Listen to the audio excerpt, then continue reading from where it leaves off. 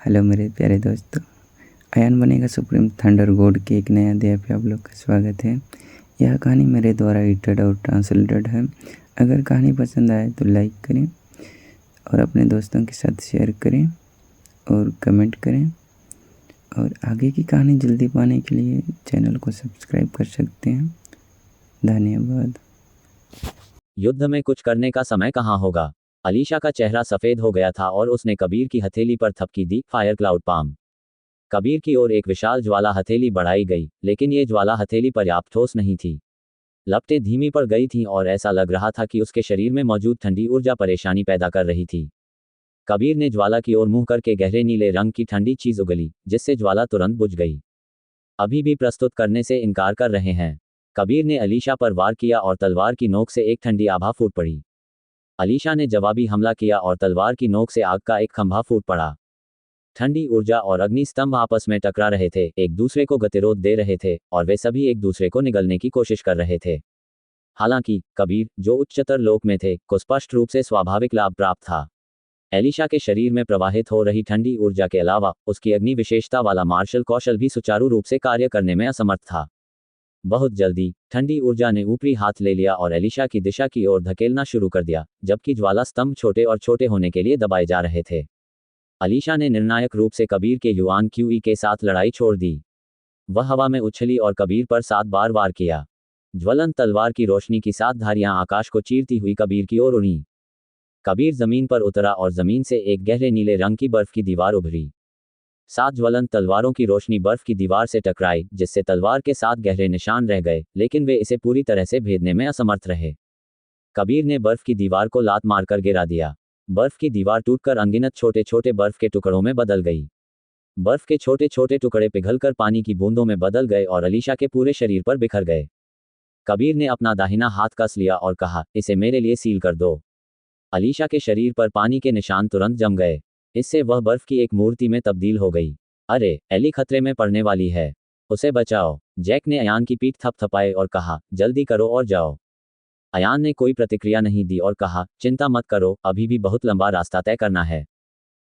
Jack एक क्षण के लिए स्तब्ध रह गया, फिर उत्साहित हो गया। क्या यह हो सकता है कि एली के पास इससे भी अधिक शक्तिशाली तरीका हो? अखाड़े में कबीर अपनी तलवार हाथ में लेकर अलीशा की ओर बढ़ा और बोला, छोटी बहन अलीशा, मुझे तुम्हारे जैसी हॉट औरत पसंद है। आप भी मेरा अनुसरण कर सकते हैं। यदि आप सहमत हैं, तो बस अपनी आंखें झपकाएं। अपनी योग्यता से आप अभी भी पलक झपकते ही यह काम कर सकते हैं, है ना? अलीशा ने कबीर को गुस्से से देखा। उसके शरीर में आग बढ़ने लगी, जो कठोर बर्फ को पिघलाना चाहती थी। कबीर ने लोहे के खंभे को अपने बाएं हाथ में रखा और उसमें लगातार ठंडी हवा छोड़ी। मेरे रहते हुए आप अपने जीवन काल में इस बर्फ को कभी नहीं पिघला पाएंगे। मैं आपको शीघ्र निर्णय लेने की सलाह देता हूं। यदि आप मेरा अनुसरण करते हैं, तो मैं चैंपियनशिप जीतने के बाद आपको 9 फर्मामेंट्स महाद्वीप पर ले जाऊंगा। मैं वादा करता हूं कि मैं तुम्हारे साथ पूरे दिल से पेश आऊंगा और तुम्हारे प्रति वासना नहीं रखूंगा। अलीशा की अग्नि ऊर्जा कबीर जितनी प्रबल नहीं थी। न केवल उसके शरीर पर जमी बर्फ पिघली नहीं, बल्कि वह और अधिक मोटी हो गई। जैसे ही सभी ने सोचा कि अलीशा असफल होने वाली है, अलीशा अचानक रुक गई और उसने बर्फ पिघलाने के लिए आग का उपयोग करना बंद कर दिया। ओह, क्या तुमने हार मान ली है? क्या तुम सचमुच मेरा अनुसरण करने को तैयार हो? कबीर ने उत्साह से देखा। जैसे ही उसने बोलना समाप्त किया, अलीशा का शरीर चमकने लगा। ये रक्त लाल ज्वाला थी। लपटें आमतौर पर पीले रंग की होती थीं, और लौ का केंद्र ज्यादातर हल्के हरे रंग का होता था। हालांकि अलीशा के शरीर से रक्त की लाल लपटें निकलने लगीं। ये बहुत सुंदर एवं अद्भुत था। क्या? कबीर ही हैरान रह गई। ये किस तरह का कुंग फू है? इसके तुरंत बाद एलिशा के आसपास की बर्फ तेजी से पिघलने लगी। कबीर ने बर्फ में ठंडी ऊर्जा छोड़ने की कितनी भी कोशिश की, वह बर्फ को पिघलने से रोकने में असमर्थ रहे। काका, काका, जब बर्फ एक निश्चित सीमा तक पतली हो गई तो घनी दरारें दिखाई देने लगीं। अचानक बर्फ के टुकड़े टूट गए और अलीशा आसमान में उड़ गई। धमाका! आसमान में अलीशा के शरीर से जोरदार विस्फोट हुआ, जिससे धमाका हुआ। उसके पूरे शरीर में रक्त लाल लपटें फैल गईं। इस समय अलीशा की ऊंचाई लगभग 1/3 बढ़ गई थी। रक्त के रंग की लपटें एक लंबी ज्वाला पोशाक में बुनी हुई थीं, और ज्वाला का एक रिबन उसकी भुजाओं के चारों ओर लिपटा हुआ था और उसकी पीठ के चारों ओर उलझा हुआ था। उसके लंबे बाल भी आग जैसे हरे धागों में बदल गए थे। अलीशा का फिगर खराब नहीं था, लेकिन वो एक हरी प्याज लड़की थी। लेकिन अब उसका फिगर और स्वभाव आईवी जैसा हो गया था। उनमें परिपक्व आकर्षण और स्वभाव था। विशेषकर उसकी लंबी ज्वलंत स्कर्ट और लंबे ज्वलंत बाल जो उसके शरीर के चारों ओर लिपटे हुए थे, जिससे वह नश्वर संसार से उतरती हुई अग्नि की देवी जैसी लग रही थी। यही है, धत्तेरी की, यह आध्यात्मिक अग्नि है, कबीर अनिच्छा से चिल्लाया। आत्मिक अग्नि। पूरा दर्शक मंडल हैरान रह गया। विभिन्न संप्रदायों के बुजुर्ग एक दूसरे की ओर देखने लगे और जो उन्होंने सुना था उस पर विश्वास नहीं कर सके। एलिशा के हाथ में तलवार पूरी तरह से अग्नि तलवार में बदल गई थी और उसका राज्य वास्तव में वापसी के 4 महान मूल के अंतिम चरण तक पहुंच गया था। इसके तुरंत बाद वह ऊपर उठता गया और मूल वापसी चरण के मध्य 5वें स्तर तक पहुंच गया। यह क्षेत्र पहले से ही कबीर के बराबर था। कबीर, तुम्हें पश्चाताप होना चाहिए। अलीशा की आंखें घृणा से भरी हुई थीं और वह कबीर पर वार कर रही थी। रक्तलाल लपटों का एक गोला आकाश में फैल गया और कबीर की ओर झपटा। कबीर का शरीर कांप उठा और वह दहाड़ने लगा, जमे हुए स्वर्ग और पृथ्वी। मैदान पर हवा के अचानक से एक लहर प्रकट हुई। लहरें उठीं और आग की लपटों की ओर बढ़ीं। तापमान तेजी से गिर गया, जिससे वहां बर्फ और पाले की गहरी नीली लहर छा गई। हालांकि एलिशा ने आत्मिक अग्नि की शक्ति का उपयोग किया। रक्तलाल ज्वाला एक क्षण के लिए भी नहीं रुकी, इससे पहले कि वह लहरों को निगल जाती। पेंग ने खुद को कबीर पर फेंक दिया। आह! कबीर का पूरा शरीर जल रहा था। वह रोते हुए हृदय में आंसू भरकर जमीन पर आगे पीछे लौटने लगा। उसके शरीर में मौजूद ठंडी कीवी एक एक करके बाहर निकल गई। हालांकि आध्यात्मिक ज्वाला ऐसी चीज नहीं थी जिसे पानी से बुझाया जा सके। तथाकथित आध्यात्मिक अग्नि स्वर्ग और पृथ्वी से उत्पन्न एक आध्यात्मिक शरीर था। यहां तक कि गहरे समुद्र में भी यह हजारों वर्षों तक जल सकता है। बहुत जल्द ही कबीर को संघर्ष करना बंद करना पड़ा। वह जमीन पर निश्चल पड़ा था, उसका पूरा शरीर कोयले की तरह काला था। आप जीते क्या? दर्शक इतने घबरा गए कि उनकी हथेलियां पसीने से तर हो गईं। फिर से देखते हुए कबीर, जो जमीन पर लेटा हुआ था, ने अचानक अपनी उंगली हिलाई। अलीशा ने भौहें सिकोड़ते हुए कहा, क्या तुम जलकर मर नहीं गए? इसके तुरंत बाद कबीर जमीन से उछल पड़ा। उसका पूरा शरीर बुरी तरह जल गया था और उसका सुंदर चेहरा भी इतना जल गया था कि उसे पहचानना मुश्किल हो गया था। यह अत्यंत भयावह था। आह, अलीशा, तुमने मेरा चेहरा खराब कर दिया। कबीर इतना क्रोधित हुआ कि वह दहाड़कर बोला, मैं तुम्हारी जान बचाना चाहता था, लेकिन तुमने मुझे ऐसा करने पर मजबूर कर दिया। कबीर ने अपने दोनों हाथों से एक वृत्त खींचा और उनकी हथेलियों के साथ साथ शीतल ऊर्जा की 2 धाराएं प्रवाहित हुईं। मैदान का तापमान एक बार फिर गिर गया। 6 यिन तकनीकें। कबीर दहाड़ा, उसका पूरा शरीर बैंगनी बर्फ की परत से ढका हुआ था। बैंगनी बर्फ। अखाड़े के नीचे प्रतियोगी एक के बाद एक पीछे हट गए। बैंगनी बर्फ का तापमान पहले से ही अविश्वसनीय रूप से कम था, जो युवा मार्शल कलाकारों की शीत ऊर्जा की समझ से परे था। अलीशा, भाड़ में जाओ। कबीर ने अपने हाथ ऊपर उठाए और उसके सिर के ऊपर 10 बैंगनी बर्फ के टुकड़े जम गए। वे बर्फ के टुकड़े अलीशा की ओर बढ़े। अलीशा ने अपनी तलवार से वार किया। 10 आध्यात्मिक अग्नि तलवारें उसकी ओर चमकीं। रक्त के रंग की लपटें और बैंगनी हिमखंड हवा में टकरा रहे थे और एक दूसरे को नष्ट कर रहे थे। अयान का दिल बैठ गया। इस तरह की तकनीक प्राचीन मार्शल कब से सीखी गई होगी। अन्यथा, चाहे कोई साधारण साधना तकनीक कितनी भी शक्तिशाली क्यों न हो, वह आध्यात्मिक अग्नि की शक्ति का सामना करने में सक्षम नहीं होगी। 1000 मील तक जमे हुए कबीर का शरीर कांप उठा। पूरा मैदान ठंडी हवा में डूबा हुआ था। यहां तक कि हवा भी एक अजीब से हल्के बैंगनी रंग में जम गई थी। हवा में नमी लगातार जम रही थी और हल्के बैंगनी रंग के बर्फ के टुकड़ों में बदलकर नीचे गिर रही थी। यहां तक कि मैदान के बाहर खड़े प्रतियोगी भी अत्यधिक ठंड का सामना करने में असमर्थ थे और उन्होंने जल्दबाजी में अपने कौशल का उपयोग करके स्वयं को ठंड से बचाया। 10 रेफरी ने एक घेरा बनाया। उनके लिए ठंडी ऊर्जा से निपटना और युआन क्यूई दीवार को संघनित करना असंभव था। उन्होंने भारी मात्रा में युआन क्यूई छोड़ा, जिससे पूरा क्षेत्र एक अर्धगोलाकार युआन क्यूई अवरोध में बदल गया। उजाड़ दुनिया। अलीशा ने अपनी तलवार ऊंची उठाई और तलवार से लपटों की रक्त लाल लहर निकली। इस समय अखाड़े पर गहरे बैंगनी रंग की ठंडक और रक्त लाल रंग की गर्मी एक दूसरे से लड़ने लगी, जिसके कारण अखाड़े का आधा हिस्सा गहरे बैंगनी रंग का और दूसरा आधा हिस्सा रक्त लाल हो गया। मरना। कबीर ने अपनी तलवार जमीन पर तान दी और तलवार उठाई। 6 यिन तकनीकें। बैंगनी नदी की लहर। एक बैंगनी बर्फ एक बवंडर जमीन से उठ गया। अलीशा का पीछा करते हुए बवंडर गरज रहा था। यह एक बवंडर अनगिनत बैंगनी बर्फ ब्लेड के साथ मिश्रित था। अलीशा के लंबे, जलते बाल हवा में लहरा रहे थे। उसने अपनी तलवार हवा में ऊंची उठाई और उसे तेजी से घुमाया। घूमते हुए अग्नि चिन्ह के भीतर एक विशाल अग्नि गोला अचानक नीचे गिरा। आग का गोला 10 मीटर व्यास का था, खून की लाल लपटों से भरा हुआ था और एक बवंडर में गिर गया। धमाका। ठंडी हवा और लपटें एक ही समय में फूट पड़ीं। आग का गोला गायब हो गया और बर्फीला बवंडर थम गया। आपने वास्तव में बराबरी से लड़ाई लड़ी। जैक को यकीन नहीं हुआ। क्या कबीर ने नहीं कहा था कि एलिफायर उसके शरीर में मौजूद है? अयान ने कहा, अली फायर को बढ़त हासिल है, लेकिन उसकी मार्शल स्किल कबीर से कहीं कम है। अलीशा का लाभ यह था कि उसकी आध्यात्मिक अग्नि अत्यंत प्रबल थी, जबकि कबीर ने प्राचीन मार्शल मकबरे से प्राचीन मार्शल आर्ट और तकनीकें सीखी थीं। ये बताना कठिन था कि कौन अधिक शक्तिशाली था। मैदान पर लड़ाई जारी रही। कबीर 2 कदम पीछे हटे और अपने हाथ ऊपर उठाते हुए बोले, 6 यिन तकनीकें, पवन झटका देने वाला पंखा। उसके सिर के ऊपर एक बड़ा गहरे बैंगनी रंग का पंखा लगा हुआ था। पंखे से आती सीटी जैसी हवा से एक के बाद एक गहरे बैंगनी रंग के बर्फ के टुकड़े निकलने लगे और अनगिनत बर्फ के टुकड़े अलीशा की ओर फूट पड़े। अलीशा ने अपनी आग की लपटें निकाल लीं। रिबन उड़ गया और तेजी से हवा में घूमने लगा तथा आग के एक विशाल वलय में बदल गया। सभी हिमखंड आग के घेरे में प्रवेश कर गए और जलकर विघटित हो गए। 6 सामंजस्यपूर्ण यिन तकनीक, हानफेंक को स्थानांतरित न करें। कबीर ने पीछे कदम बढ़ाया और एक गहरे बैंगनी रंग का हिमखंड जमीन से उभरा। हिमखंड का आकार पहले ही क्षेत्र की सीमा से बाहर हो चुका था और आकाश में पंखा हिमखंड के पीछे चक्कर लगाता हुआ लगातार हिमखंड की ओर फड़फड़ा रहा था।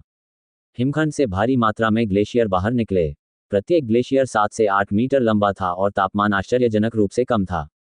हवा के माध्यम से ग्लेशियर जिस भी रास्ते से गुजरा, उसने बर्फ का एक निशान पीछे छोड़ दिया। इस बार अलीशा स्वयं बाहर निकली। उसने अपने हाथ में अग्नि तलवार पकड़ी और तेजी से हवा में घूम गई। अग्नि तलवार ने ज्वाला फेंकी। जैसे ही अलीशा घूमती थी, लंबी लौ सर्पिल आकार में फैलती थी और जितनी अधिक फैलती थी उतनी ही बड़ी होती जाती थी। जब भयानक ग्लेशियर आग की लपटों से टकराता है तो वह दूर चला जाता है और आग की लपटों के साथ अलीशा के चारों ओर घूमने लगता है। जब तक सभी ग्लेशियर आग की लपटों में नष्ट नहीं हो गए, तब तक अलीशा ने अचानक अपनी तलवार से वार किया, जिससे सभी ग्लेशियर इंच इंच करके टूट गए। आह! कबीर की अभिव्यक्ति क्रूर थी और उसके शरीर में ठंडी ऊर्जा अभूतपूर्व गति से फूट पड़ी। 6 एकता यिन कला, स्वर्ग और पृथ्वी को खा जाओ। हिमखंड और पंखा गायब हो गए, जिससे कबीर के सिर के ऊपर एक विशाल ब्लैक होल बन गया। ये ब्लैक होल अत्यंत कम तापमान से बना था, जिसके कारण हवा में निर्वात उत्पन्न हो गया था। आसपास की हवा लगातार ब्लैक होल में खींची जा रही थी, जो ठंडी हवा में संघनित हो रही थी, जिससे ब्लैक होल का विस्तार जारी था। इस समय अखाड़ा ढहने के कगार पर था और यहां तक कि न्यायाधीशों द्वारा बनाई गई युआन क्यूई बाधा भी शक्तिशाली आकर्षण से प्रभावित थी। यह अच्छा नहीं है, ये कदम बहुत भयावह है। मुझे आश्चर्य है कि क्या एली इसका विरोध कर सकेगी। महेंद्र बहुत चिंतित था। हमें उसे तुरंत रोकना होगा। अयान ने कहा, जब ब्लैक होल अपनी ऊर्जा का भंडारण समाप्त कर लेता है, तो जब तक उसे बाहर फेंका जाता है, तब तक एलिसन भी संभवतः निगल लिया जाएगा। अखाड़े में अलीशा ने कबीर पर 10 बार वार किया। 10 चौंकाने वाली ज्वलंत तलवारें कबीर की ओर बढ़ीं, लेकिन आधे रास्ते में उन्हें एक भयानक आकर्षण का सामना करना पड़ा। सभी तलवार रोशनियों की दिशा अचानक बदल गई और वे सभी ब्लैक होल में समा गईं। अलीशा ने अपनी हथेली जमीन पर मारी और आग की हथेली जमीन पर गिर गई और लपटों में बदल गई, जो कबीर की ओर फैल गई। हालांकि उस ज्वाला का भाग्य तलवार की रोशनी के समान ही था। जैसे ही यह साधारण स्तर पर पहुंचा, इसे बलपूर्वक आकाश में खींच लिया गया और साथ में ब्लैक होल में खींच लिया गया। आग की लपटों को अवशोषित करने के बाद ब्लैक होल और भी बड़ा हो गया। अलीशा ने दांत पीसते हुए कहा, अगर तुम चूसना चाहते हो तो मैं तुम्हें काफी दूंगी। उसने अपनी पीठ के पीछे अग्नि तलवार रखी और अपनी भुजाओं को गौरवान्वित किया। उसके शरीर में रक्त लाल लपटें पागलों की तरह बाहर निकलने लगीं। अधिक से अधिक लपटें लगातार बाहर निकल रही थीं, मानो वे अलीशा को पूरी तरह से सूखा देना चाहती हों। जहां तक उन लपटों का सवाल है, वे अलीशा के सामने एक बड़े और बड़े आग के गोले के रूप में संघनित हो गईं। एलिशा ने भी लड़ाई की, अपनी युआन क्यूई और आत्मा ज्वाला के साथ कंजूसी नहीं की, बस लगातार छोड़ती रही, छोड़ती रही, छोड़ती रही। अंत में उसके लंबे जलते बाल बुझ गए और उसकी लंबी जलती पोशाक गायब हो गई। वे सभी रक्त रंग की लपटों में बदल गए और आग के गोले में योगदान दिया। इस समय एलिशा के शरीर में अब कोई ज्वाला शक्ति नहीं थी और रक्त लाल आग का गोला 50 मीटर के भयानक व्यास तक पहुंच गया था। चलो भी, एक आखिरी झटका। अलीशा ने अपनी तलवार निकाली और वार कर दिया। विशाल आग का गोला अचानक मुड़ गया और एक ज्वलंत फीनिक्स में बदल गया, जिसने अपने पंख लगभग 100 मीटर तक फैला दिए। हे भगवान, क्या वह फीनिक्स है? सभी दर्शक खड़े हो गए और अविश्वास से उस विशालकाय अग्निपक्षी को देखने लगे। ये बहुत डरावना है। अखाड़े के बाहर खड़े सभी प्रतियोगी मुझे और आपको देखकर कांपने से खुद को नहीं रोक पाए। विशालकाय ज्वलंत फीनिक्स ने हवा में एक लंबी चीख मारी और ब्लैक होल में जा गिरा। ब्लैक होल फीनिक्स के शरीर पर लगी आग को पागलों की तरह खा रहा था, लगातार खींच रहा था, सोख रहा था, खींच रहा था, सोख रहा था। जहां तक ज्वलंत फीनिक्स का प्रश्न है, वह ब्लैक होल में ऊपर नीचे घूम रहा था, बाईं दाईं टकरा रहा था। ये दृश्य अत्यंत चौंकाने वाला था। ये वास्तव में ऐसा गति नहीं लग रहा था जिसे एक ओरिजिन रियल मार्शल कलाकार बना सकता था। आह आह आह आह! कबीर ने ब्लैक होल की शक्ति बढ़ाने के लिए अपना शरीर झुकाया। धीरे धीरे ब्लैक होल में मत रहा ज्वलन फीनिक्स अचानक फट गया। उस समय ब्लैक होल अब और अधिक शक्तिशाली शक्ति का सामना करने में सक्षम नहीं था और यह पूरी तरह से विस्फोटकों से भर गया था। यद्यपि वह ब्लैक होल भयावह दिखता है, लेकिन उसे 5वें स्तर के ओरिजिनल रिटर्निंग मार्शल आर्टिस्ट द्वारा छोड़ा गया था। अंततः अभी भी एक सीमा है, हर्ष ने मन ही मन कहा। फीनिक्स विस्फोट हो गया और ब्लैक होल गायब हो गया। हालांकि बची हुई रक्त लाल लपटों और थोड़ी अधिक लपटों ने एक जोरदार चीख के साथ कबीर को निगल लिया। आग की लपटें उतनी ही तेजी से गायब हो गईं जितनी तेजी से वे गायब हुए। आग की लपटें निकल जाने के बाद कबीर अखाड़े में बिना हिले डुले खड़ा रहा। उसके चेहरे पर अभी भी वही क्रूर भाव था। अलीशा ने गहरी सांस ली और कबीर के पास से चली गई। जैसे ही अलीशा चली, कबीर के शरीर पर हल्की हवा चली। कबीर पिन की आवाज राख में बदल गई। इस लड़ाई की विजेता अलीशा है, रेफरी ने खुशी से घोषणा की। कुछ क्षण के मौन के बाद तालियों की गड़गड़ाहट गूंज उठी। वह फिर से जीत गया। सूर्य चंद्र संप्रदाय और गहन आकाश संप्रदाय ने तीसरी लड़ाई जीत ली। अली, तुम अद्भुत हो। जैक ने उत्साह से अलीशा की बांह पकड़ ली और कहा, क्या वह बड़ा पक्षी सचमुच फीनिक्स है? तुमने इसे कब पकड़ा? ये सुनकर सभी ने असहाय भाव से अपना सिर हिलाया। एलिशा ने जैक की ओर ऐसे देखा जैसे वह किसी मूर्ख को देख रही हो और बोली, तुम्हारे दिमाग में क्या खराबी है? दुनिया में फीनिक्स जैसी कोई चीज नहीं है। ये बस वह आकार है जिसे मैंने आग की लपटों से संघनित किया है। जैक ने अजीब तरह से खांसते हुए कहा, मैं कुछ देर के लिए बहुत खुश था, मेरा दिमाग खराब हो गया। ओह, चाहे कुछ भी हो, हम फिर भी जीत गए। अयान पास आया और बोला, अली, बधाई हो। इससे पहले कि अलीशा कुछ बोल पाती, छोटी चिड़िया अयान के कंधे से अलीशा के कंधे पर कूद पड़ी और अपने छोटे पंखों से अलीशा के चेहरे पर थप्पड़ मार दिया। छोटे पक्षी ने एक राजसी पक्षी जनरल की तरह अपना सिर उठाया। अलीशा ने पक्षी की ओर देखा और कहा, क्या हम आज रात भुने हुए गेल पक्षी को खा सकते हैं? सभी ने अर्थपूर्ण ढंग से सिर हिलाया। अयान ने जल्दी से चिड़िया को पकड़ लिया और सूखी हंसी हंसा, खांसी, ये छोटा सा बच्चा हमेशा से ऐसा ही था। एली, बुरा मत मानना। ये सोच सकता है कि आप एक ज्वलंत फीनिक्स में बदल गए हैं और उनके पक्षियों की गरिमा को अपमानित किया है। अलीशा ने असहाय होकर कहा, लगता है तुम छोटी चिड़िया मुझे पसंद नहीं करती हो। अयान अलीशा के कान में फुसफुसाया। वास्तव में अलीशा दंग रह गई। क्या ऐसी कोई चीज है? बोलते हुए उसने अपनी अंगूठी में से एक चमकता हुआ रत्न निकाला और उसे लिटिल स्पैरो को दे दिया। छोटी गौरैया ने बिजली की गति से एक मुंह से मणि को पकड़ लिया और उसका रवैया पूरी तरह बदल गया। उसने अपने दोनों पंखों से अलीशा के चेहरे को गले लगाया और अपना छोटा सा सिर स्नेहपूर्वक उसके चेहरे पर रगड़ने लगी। हर कोई अचंभित था। जैक ने कहा, अयान, तुम किस प्रकार का पक्षी हो? तुम इतने अमीर क्यों हो? अलीशा मुस्कुराई और एक और चमकदार रत्न निकाला। नृत्य करो, ये रत्न तुम्हारा है, उसने कहा। छोटे पक्षी ने तुरंत अपने पंख फड़फड़ाए और हवा में उड़ गया। अयान ने अपनी कनपटियां रगड़ी और उस छोटे से पक्षी को खींच लिया। वह शर्मिंदा महसूस कर रहा था और उसे घर वापस भेज दिया गया। जैक और अन्य लोगों को यह अविश्वसनीय लगा और उन्होंने उस छोटे पक्षी को अजीब निगाहों से देखा। इस समय एल्डर रविराम ने आकाश में घोषणा की, शीर्ष 4 के लिए लड़ाई खत्म हो गई है। विजेता सूची इस प्रकार है।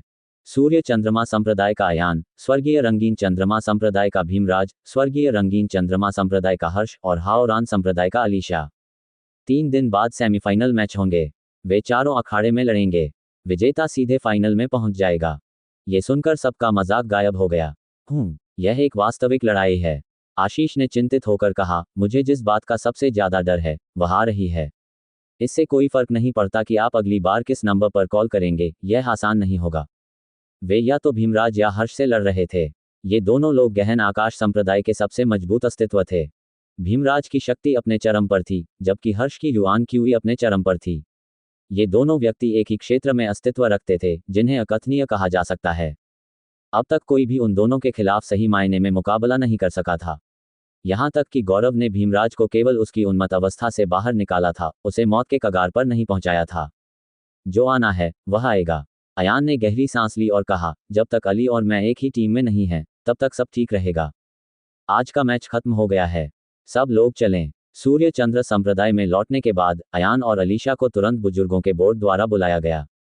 क्या तुम दोनों को 3 दिन में होने वाले सेमीफाइनल पर भरोसा है? बुजुर्गों के समूह में बुजुर्ग रविराम ने एक प्रतिनिधि के रूप में पूछा। अयान और अलीशा ने एक दूसरे की तरफ देखा और एक स्वर में कहा, हाँ। हाँ, रविराम ने सिर हिलाकर कहा, कल की लड़ाई बहुत महत्वपूर्ण है। यदि आप दोनों बाहर हो गए तो हमें फाइनल तक इंतजार नहीं करना पड़ेगा। हम पूरी तरह हार जाएंगे। तो चाहे कुछ भी हो, तुम दोनों को पूरी ताकत लगानी होगी। अयान और अलीशा ने एक साथ अपनी मुट्ठियां बांध ली। बड़े, कृपया निश्चिंत रहें, रविराम ने कहा। पिछले कुछ दिनों में आप बहुत संघर्षों से गुजरे हैं। आपको शारीरिक और मानसिक रूप से थका हुआ होना चाहिए। भले ही आपका शरीर ठीक हो जाए, लेकिन मानसिक थकावट अपरिहार्य है। ये 2 गोलियां हैं जिन्हें हाफ गॉड पीक मास्टर द्वारा व्यक्तिगत रूप से परिष्कृत किया गया है। वे शरीर को पोषण दे सकते हैं और आत्मा को पोषण दे सकते हैं। वे आप दोनों को पुनः सर्वोत्तम स्थिति में ला सकते हैं। इन्हें उपभोग के लिए ले जाओ। धन्यवाद, एल्डर। अयान और अलीशा ने क्रमशः गोलियां लीं। मेरे पास अभी भी कवच के 2 टुकड़े हैं। आपको बस उन्हें पहनना है। एक बुजुर्ग अपने हाथ में 2 जोड़ी हल्के और भव्य ब्रोकेड के कपड़े लेकर नीचे आए। सुभाष, नहीं, रविराम ने अपना सिर हिलाया। तब एल्डर सुभाष ने कहा, लेकिन हमें समग्र स्थिति को पहले रखना होगा, जब तक हम जीत सकते हैं। इसके अलावा कुछ और कहने की आवश्यकता नहीं है। अपना कवच वापस ले लो। रविराम ने अपना सिर हिलाया। जैसा कि मैंने कहा, हमारा सूर्य चंद्र संप्रदाय निष्ठा और धार्मिकता पर आधारित है, और हमने अपना संप्रदाय सदाचार पर स्थापित किया है।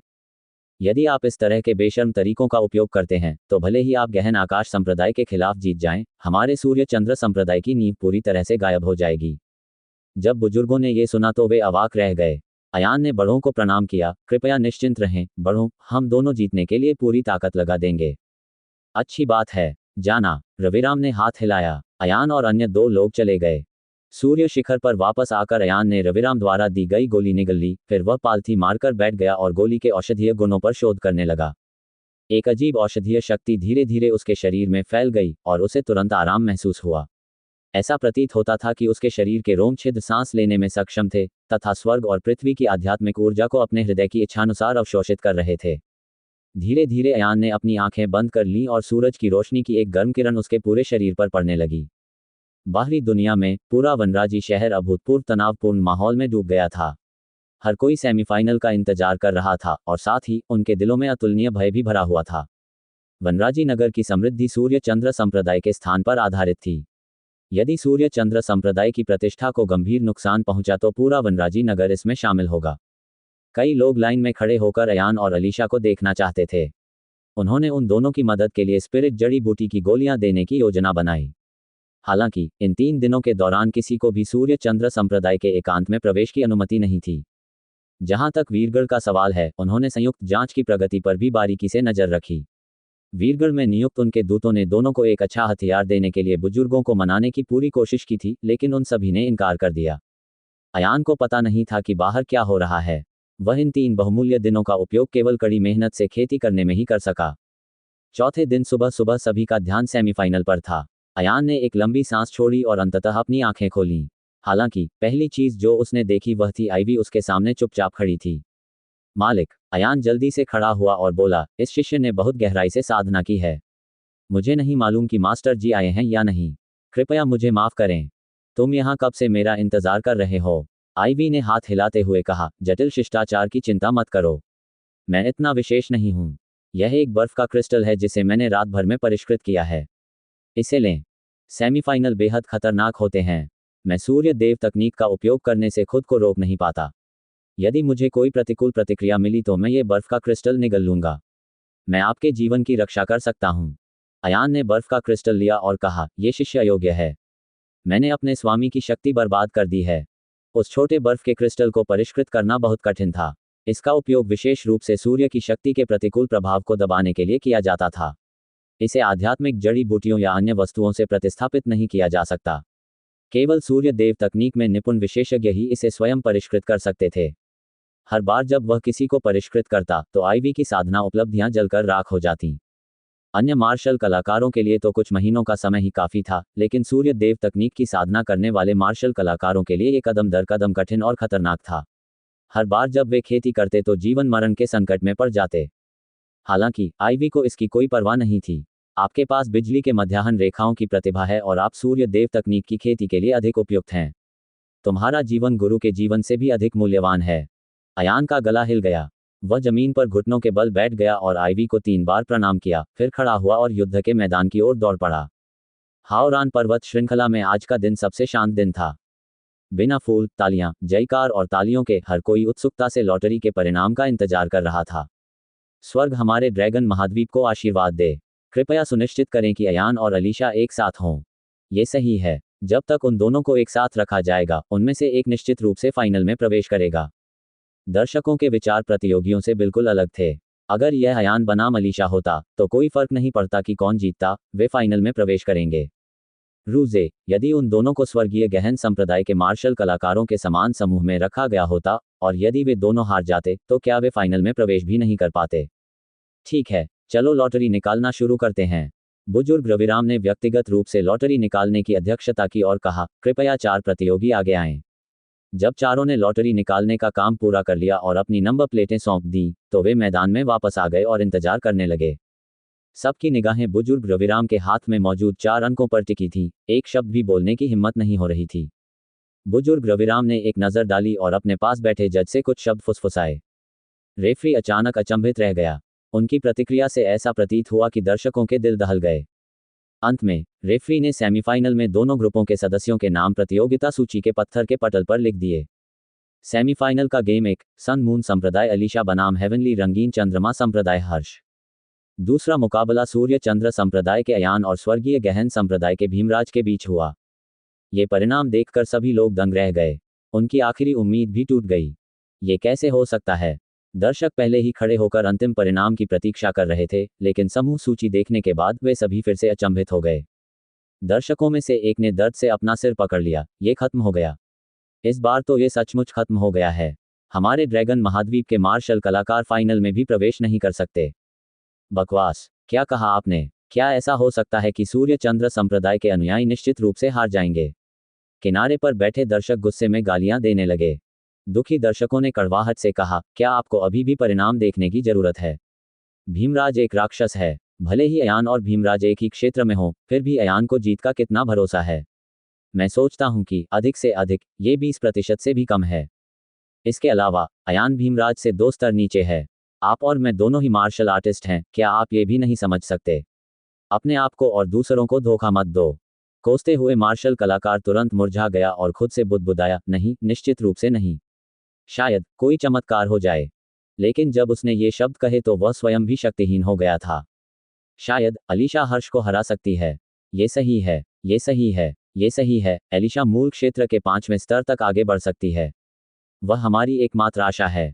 ठीक है। बुजुर्ग रविराम आसमान से उतरे और कहा, सेमीफाइनल से आगे ये बुरा व्यक्ति व्यक्तिगत रूप से रेफरी के कोने की भूमिका निभाएगा। सभी लोग कृपया शांत रहें। अब कृपया प्रथम युद्ध के लिए अखाड़े में प्रवेश करें। अलीशा और हर्ष क्रमशः मैदान में आए। वे दोनों एक दूसरे के सामने खड़े हो गए और अपनी मुट्ठियां बांध लीं। यदि आप तैयार हैं, तो प्रतियोगिता शुरू हो जाएगी। रविराम ने प्रतिस्पर्धा का आदेश दिया। हर्ष ने अलीशा से कहा, मैंने तुम्हारी क्षमता पहले ही देख ली है। तो फिर कृपया बिना रोक टोक के अपनी आंख खोल दीजिए।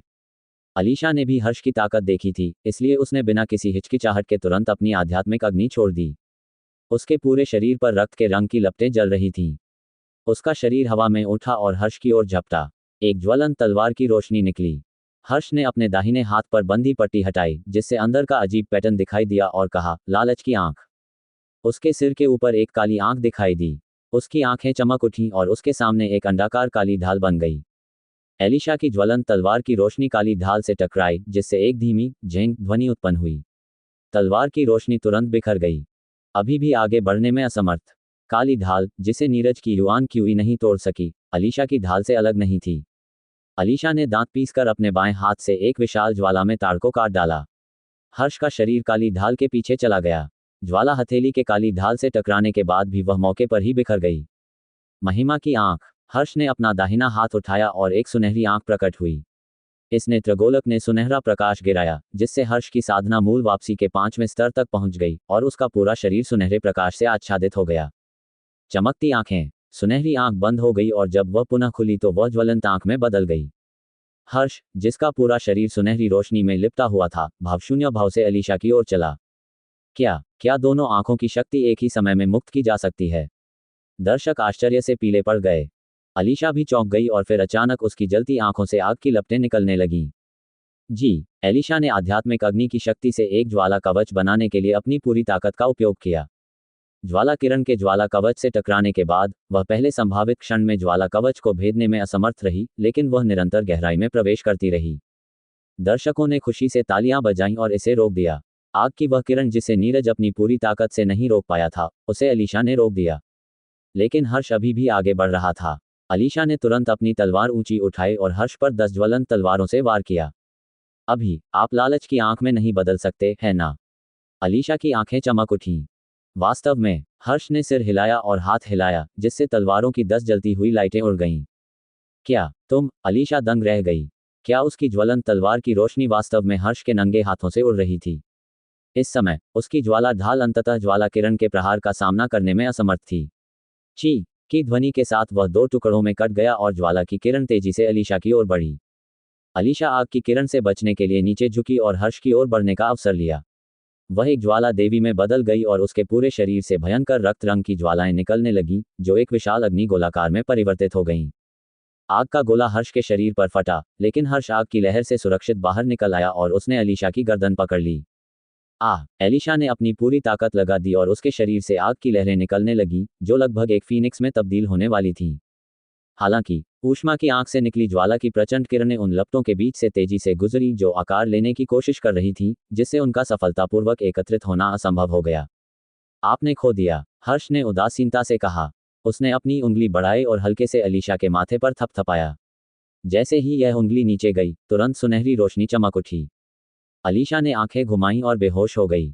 हर्ष ने अलीशा का पैर पकड़ा और उसे धीरे से मंच से नीचे फेंक दिया।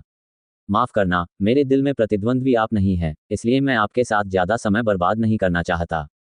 पूरा मैदान पूरी तरह शांत था। खो गया? क्या वह इतनी आसानी से हार गया? अलीशा, जिनसे दर्शकों को सबसे ज्यादा उम्मीदें थीं, यूं ही हार गईं। वह इस हद तक पराजित हो गया कि उसके पास जवाबी कार्रवाई करने की शक्ति नहीं बची।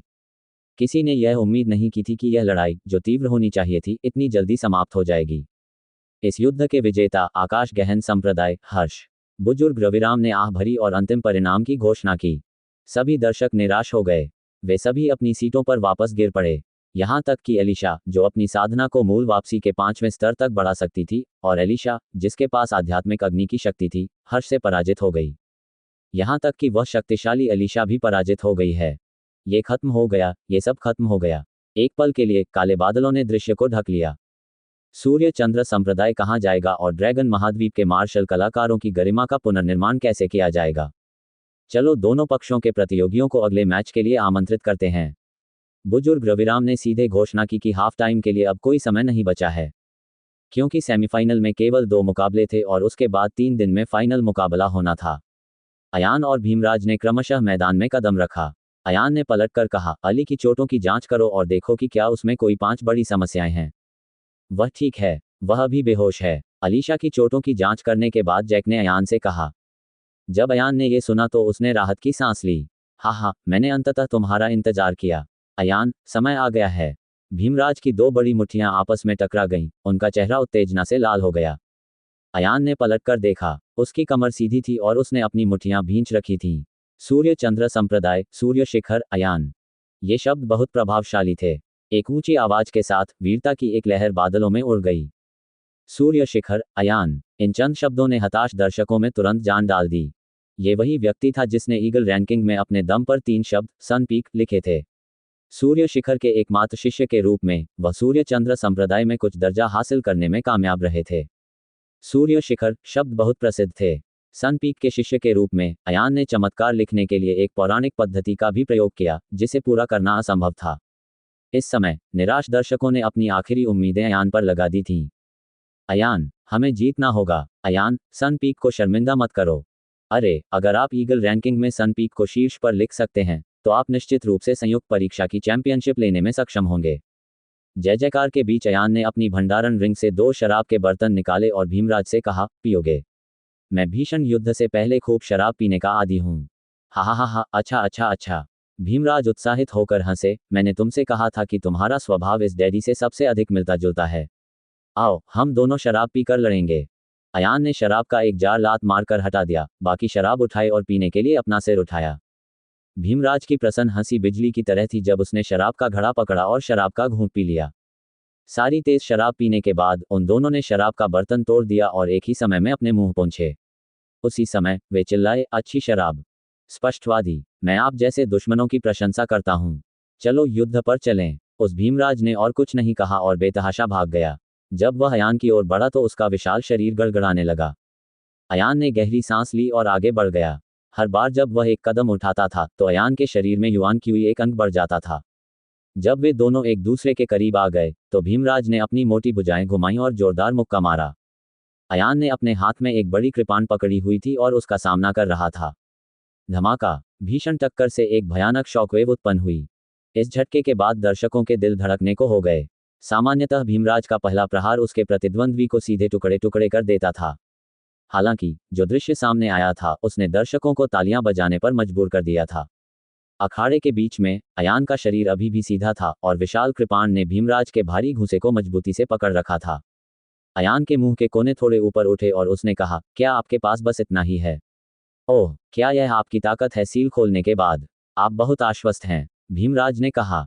अयान ने कहा, आपका डिफेंस भी बहुत अच्छा है।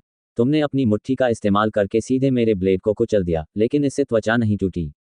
आपकी त्वचा की कठोरता लगभग पृथ्वी स्तर के हथियार के बराबर है। हा हा हा हा, बहुत कम लोग मुझसे इस तरह बात करने की हिम्मत करते हैं। भीमराज ने हवा में सीटी बजाते हुए अपनी मुट्ठी फिर से नीचे पटक दी। अयान का बायां पैर आधा कदम पीछे चला गया और उसका सामना विशालकाय कृपाण से हुआ। पेंग! एक और मुक्का मारने के बाद भी भीमराज अयान को उड़ाने में असमर्थ था, या यहां तक कि अयान के पैरों को मोड़ने में भी असमर्थ था। 3 मीटर लंबे भीमराज की मांसपेशियां मजबूत थीं। उसकी मोटी और शक्तिशाली भुजा नीचे गिर गई, जिससे लोगों को जबरदस्त दृश्य झटका लगा। इसके विपरीत मात्र 1.8 मीटर लंबा अयान भीमराज के सामने एक तिनके की तरह खड़ा था जिसे आसानी से तोड़ा जा सकता था। ये कल्पना करना कठिन था कि अयान भीमराज के इतने भयंकर हमले का सामना कैसे कर पाएगा। अयान का अप्रत्याशित प्रदर्शन देखकर दर्शकों का उत्साह बढ़ गया। अब उनके पास कोई विकल्प नहीं था। अयान संयुक्त परीक्षा में बचा हुआ अंतिम सूर्य चंद्र संप्रदाय का शिष्य था। जरूर, भीमराज जोर से हंसे, निश्चित रूप से इसने मुझे व्यर्थ में इसका इंतजार नहीं करवाया। तुम तो इसका बेसब्री से इंतजार कर रहे हो। ऐसा कहते हुए भीमराज आगे झुके और अपनी लघु दूरी की गति का उपयोग करते हुए अयान की छाती पर अपनी हथेली का निशान बना दिया। अयान ने कृपाण को रोक लिया और भीमराज की हथेली तलवार से टकरा गई, जिससे अयान 10 मीटर से अधिक पीछे धकेल दिया गया। भीमराज का आक्रमण सफल हुआ और वह तुरंत ही बेतहाशा भागा। उसका शरीर बहुत लंबा था, इसलिए उसने चार्ज की ऊंचाई पर अपने गुरुत्वाकर्षण के केंद्र को नीचे कर दिया और अपने कंधे का उपयोग करके अयान को आयरन माउंटेन लीन दिया। अयान ने अपना शरीर स्थिर किया और उतरते ही हमला बोल दिया। वह भीमराज की ओर दौड़ा। जैसे ही वे दोनों टकराने वाले थे, अयान अचानक जमीन से उछल पड़ा। उसकी कमर तेजी से मुड़ी और उसके पैर भीमराज की मोटी गर्दन पर जा फंसे। उसने अपने घूमते कैंची पैर हिलाए और भीमराज को उड़ा दिया। भीमराज का विशाल शरीर हवा में तेजी से घूमने लगा। वह अपनी लैंडिंग मुद्रा को बिल्कुल भी समायोजित नहीं कर सका। एक जोरदार धमाके के साथ वह मैदान पर लेट गया और 7-8 मीटर आगे खिसक गया। मारो, पलट जाना! जैक और अन्य लोग अविश्वास में चिल्ला उठे। इतिहास में पहली बार भीमराज को जमीन पर गिराया गया। यहां तक कि जब गौरव और भीमराज के बीच लड़ाई हुई थी, तब भी वह भीमराज को हरा नहीं पाया था। दर्शक भी बहुत प्रसन्न थे, लेकिन उन्होंने अपनी सतर्कता में कोई ढील नहीं दी, क्योंकि सभी जानते थे कि भीमराज का रूपांतरण अभी बाकी है। फुफ फुफ! भीमराज जमीन से उठे और अपनी दोनों विशाल भुजाएं हिलाईं। अच्छा, अच्छा, मैं इस लड़ाई से बहुत संतुष्ट हूं। मैं अपनी सारी आग खोलने जा रहा हूं। इतना कहकर भीमराज ने अपनी पीठ ऊपर उठाए और दबी हुई दहाड़ लगाए। उसका शरीर मजबूत होने लगा।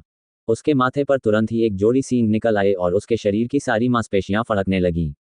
इस समय उसका पहले से ही मजबूत शरीर और भी अधिक भयानक हो गया।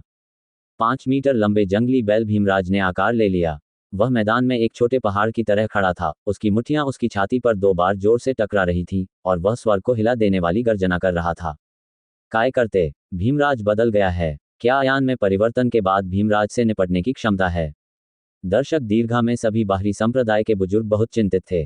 श्वेत कमल संप्रदाय की बुजुर्ग सलोनी ने भौहें सिकोड़ते हुए कहा, भीमराज के रूपांतरण के बाद उनकी शक्ति पहले से कम 5 गुना अधिक हो गई है। अयान रूपांतरित होने से पहले भीमराज के साथ बमुश्किल तालमेल बिठा पाता है, लेकिन अब अफसोस, अगर अयान कुछ नए तरीके नहीं दिखाता है तो वह शायद बर्बाद हो जाएगा। आओ अयान, मुझे अपनी असली ताकत दिखाओ। भीमराज दहाड़ते हुए अयान की ओर दौड़े। अयान सीधा खड़ा हो गया। उसका दाहिना हाथ कांप उठा और विशाल कृपाण गुनगुनाने लगी। तभी उसके शरीर से बिजली की चमक फूट पड़ी। बिजली की चमक ने अयान के पैरों, हाथों, छाती, पीठ और सिर को घेर लिया। यहां तक कि उसकी तलवार की धार भी बिजली की चमक से चमक रही थी और कड़कती हुई आवाजें कर रही थी, मानो वज्र का कोई देवता नश्वर संसार से उतर आया हो। भीमराज के आक्रमण का सामना करते हुए अयान जमीन से उठा और अपनी कृपाण से उसे ऊपर से नीचे तक काट डाला।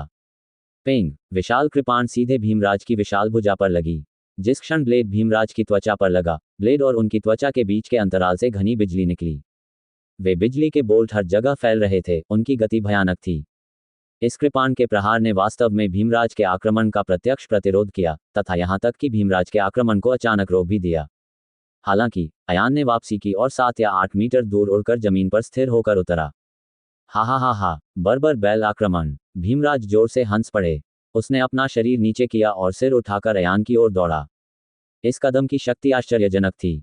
भीमराज ने अजय को जिंदा मारने के लिए इस तरह का प्रयोग किया।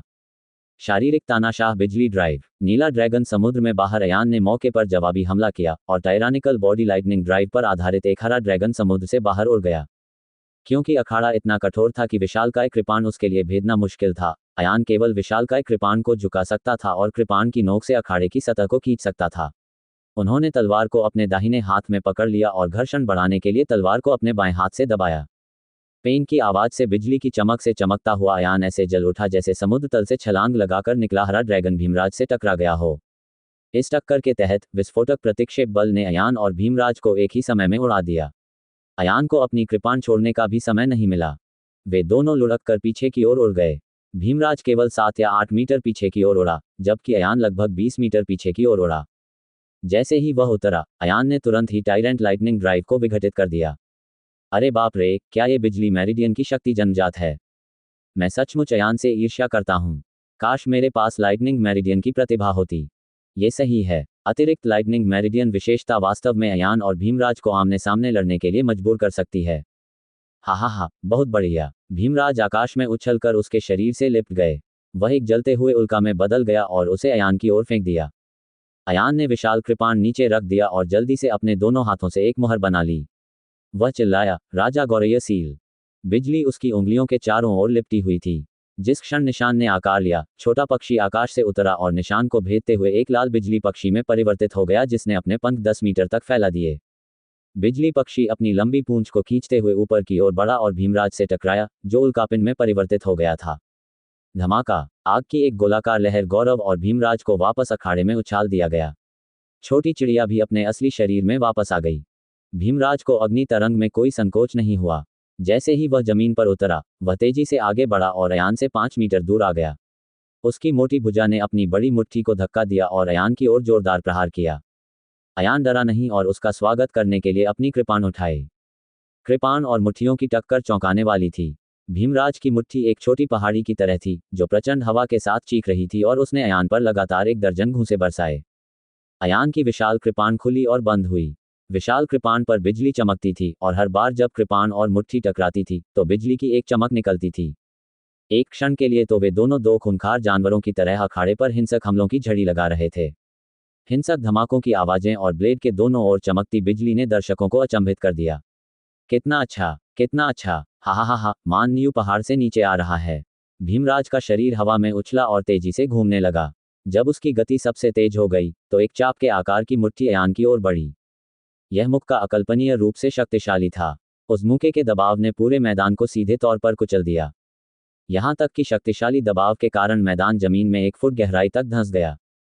ये वह शक्ति थी जो उसकी मुट्ठी ने अयान पर वार करने से पहले पैदा की थी। अयान ने एक दबी हुई दहाड़ लगाई और टाइरेंट बॉडी लाइटनिंग ड्राइव फिर से खुल गई। उसकी शक्ति 5 गुना बढ़ गई। उसने अपनी सारी बिजली की शक्ति उस विशाल कृपाण में डाल दी। इसके तुरंत बाद विशालकाय कृपाण अखाड़े में घुस आया। जिस क्षण कृपाण की नोक अखाड़े की सतह से टकराई, कृपाण की धार से गड़गड़ाहट और बिजली चमकने लगी। गड़गड़ाहट और बिजली की चौंकाने वाली शक्ति ने अखाड़े को इंच इंच करके फाड़ दिया और विशाल कृपाण को बलपूर्वक अखाड़े में घुसा दिया। ये छुरा घोंपा गया। हर कोई हैरान था। यह एक ऐसा क्षेत्र था जिसकी कठोरता पृथ्वी सैनिक की कठोरता के बराबर थी। खींचो कृपाण स्लैश! अयान ने एक ही समय में दोनों हाथों में विशाल कृपाण पकड़ ली और उसने अपनी कृपाण खींची और उसे आकाश में फेंक दिया। अखाड़े की आश्चर्यजनक कठोरता ने ही ड्रॉइंग सेबर चॉप के लिए अद्वितीय प्रतिरोध उत्पन्न किया। जब इस कृपाण ने काटा, तो वास्तव में इसने 15 मीटर लंबी बिजली की कृपाण की रोशनी को काट दिया। बिजली की कृपाण की रोशनी और भीमराज के भारी मुक्के की मौके पर ही टक्कर हो गई। उसी क्षण अयान ने तुरंत अपने हाथों को सामने की ओर मोड़ लिया और भीमराज को एक जोरदार मुक्का मारा तथा उसने जल्दी से अपने हाथों को सामने की ओर मोड़कर उसका शरीर अवरुद्ध कर दिया। धमाका, बिजली और क्रोध एक पल में फट गया।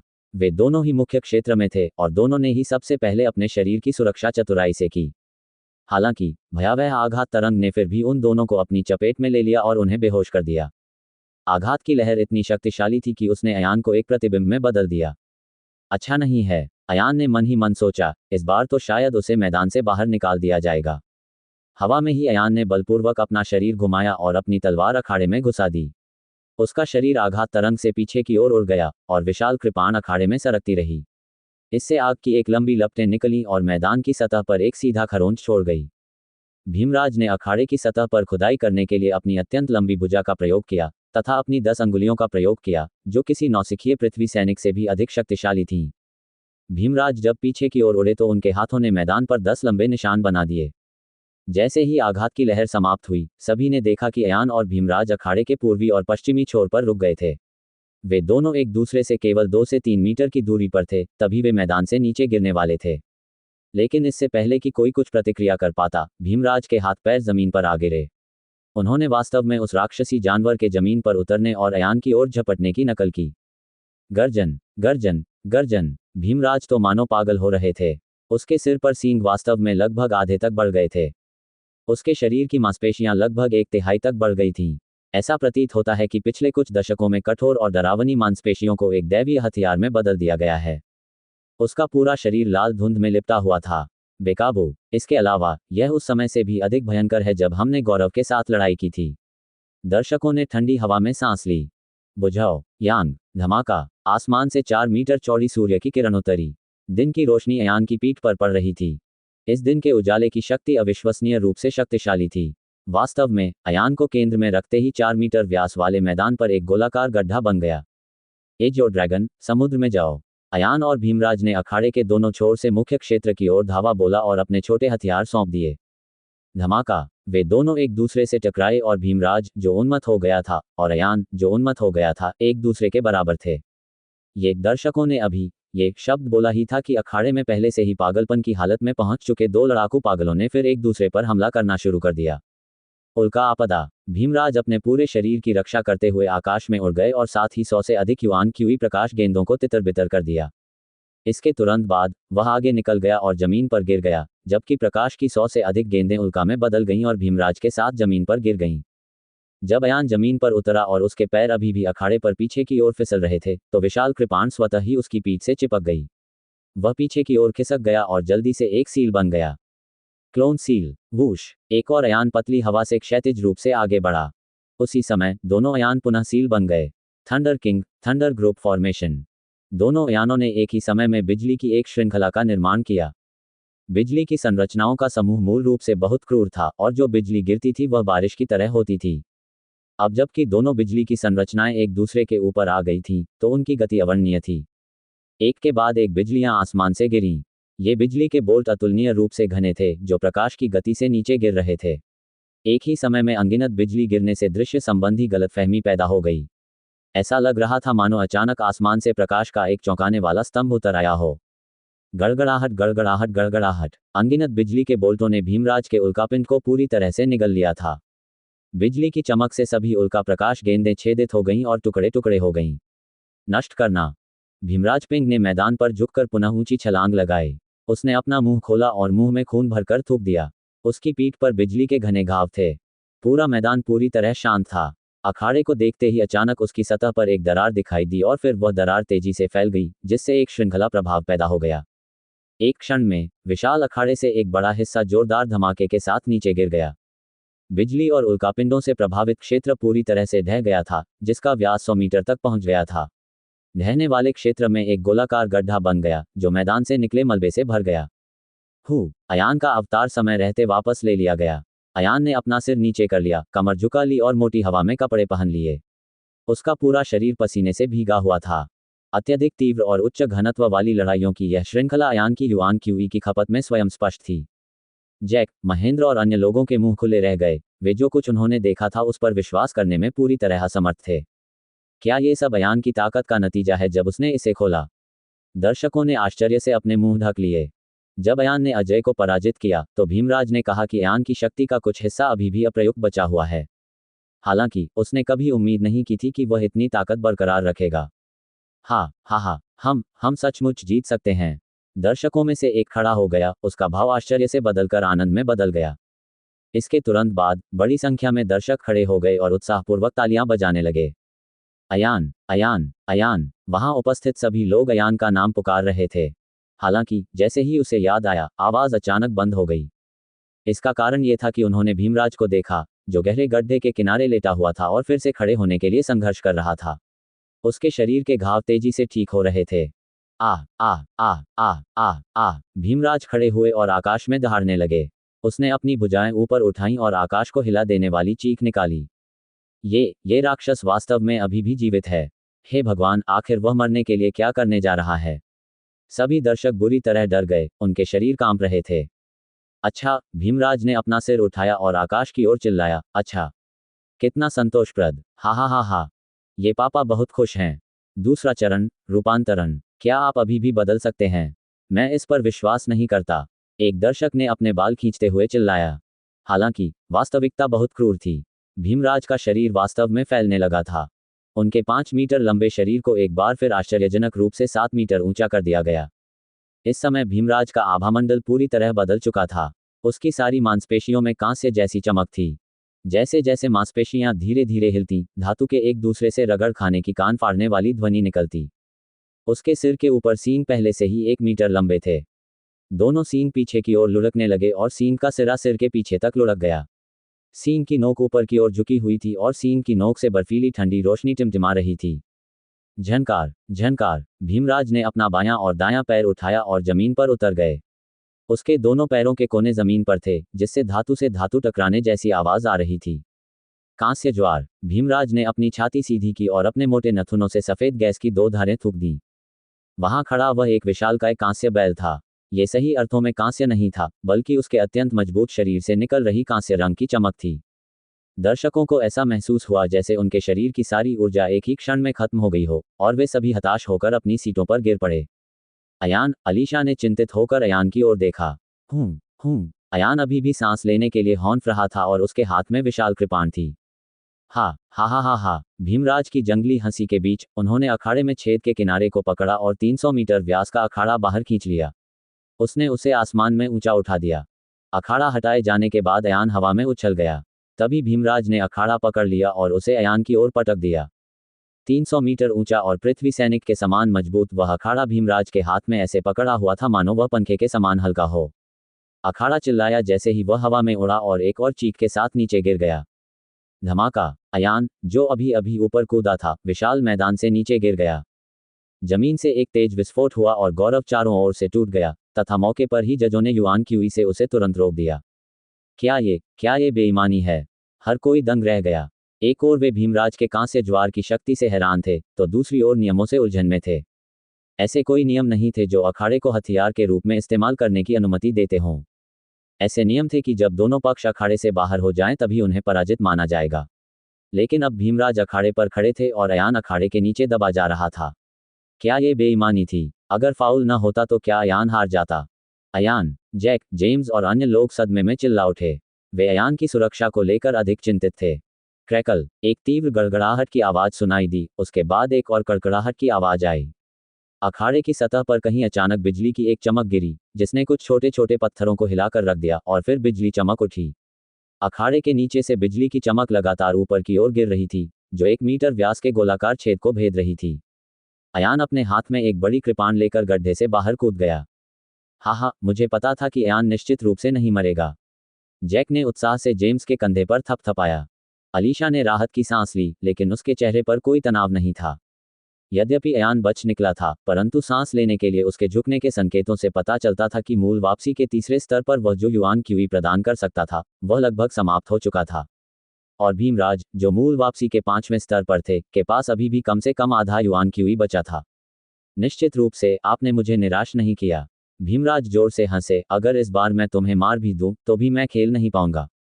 भीमराज के कांस्य उन्माद में परिवर्तित होने के बाद उसकी आवाज भी बदल गई, जैसे कि कांस्य के आपस में रगड़ने की अजीब आवाज।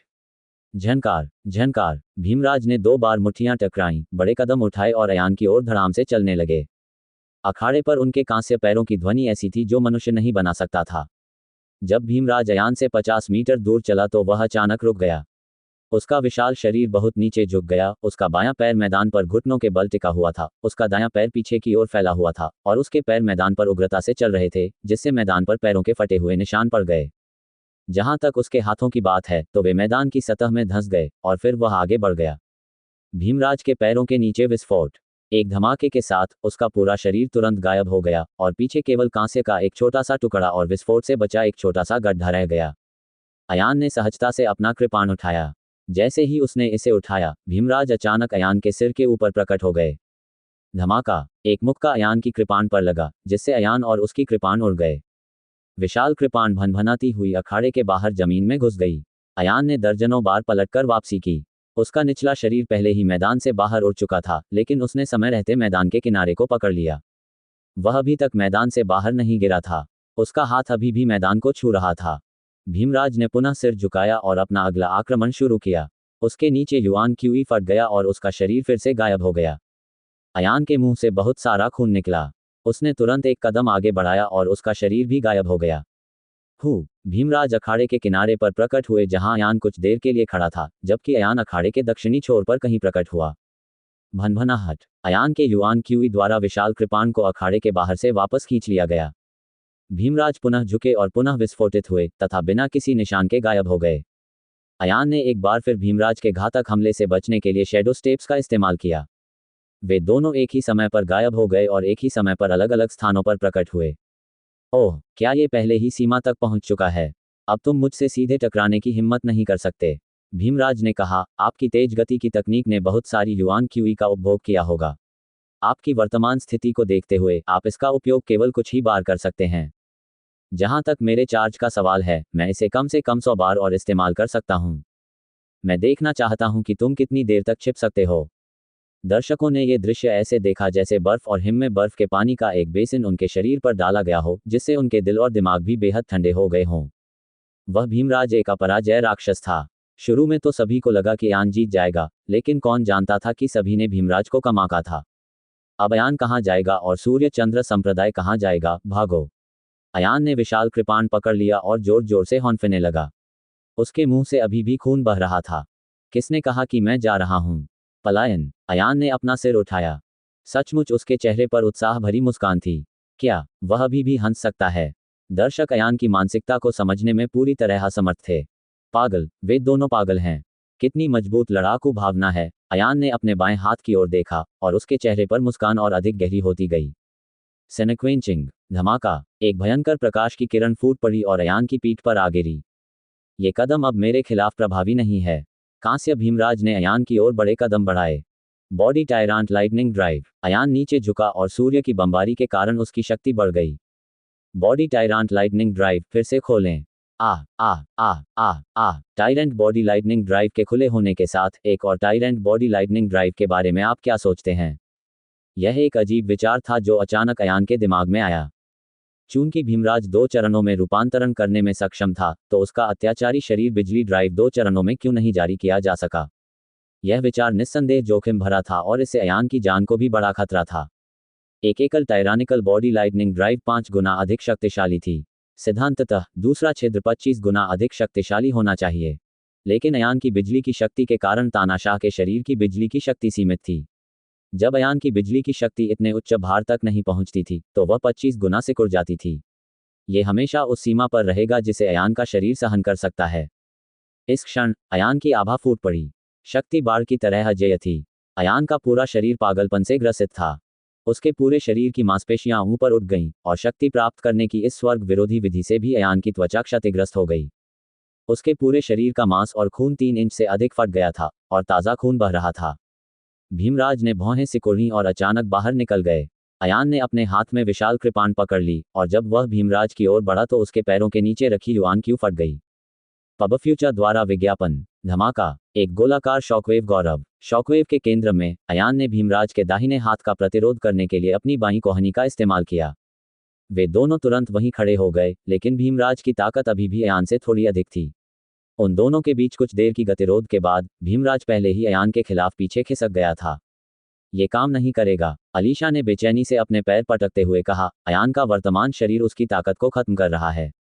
10 सेकंड से भी कम समय में उसका शरीर पूरी तरह से ढह जाएगा। हाँ, जैक भी बहुत चिंतित था। अगर अयान सिर्फ घायल होता तो सब ठीक होता। मुझे डर है कि उसका शरीर खुद ही विस्फोटित हो जाएगा और उसे बचाने का समय भी नहीं मिलेगा। कोई भी नहीं जानता था कि अयान किस तरह के मार्शल कौशल का उपयोग कर रहा था, न ही वे टायरेंट बॉडी लाइटनिंग ड्राइव की विशेषताओं को समझते थे। वर्तमान अयान वास्तव में वैसा ही है जैसा उन्होंने उम्मीद की थी। उसके शरीर पर जो घाव अधिक भार के कारण स्वतः ही फूट गए थे, वे धीरे धीरे बड़े होते जा रहे थे, इतना कि उसकी मांसपेशियां भी टूट गईं। जैसे जैसे समय बीतता जाएगा, स्थिति और खराब होती जाएगी। अखाड़े में वे दोनों आमने सामने लड़ रहे थे। अयान को पता था कि उसके पास ज्यादा समय नहीं है, इसलिए उसने अपने दाहिने हाथ में विशाल कृपाण पकड़ ली और वार कर दिया। भीमराज ने विशाल ब्लेड को रोकने के लिए अपना बायां हाथ उठाया।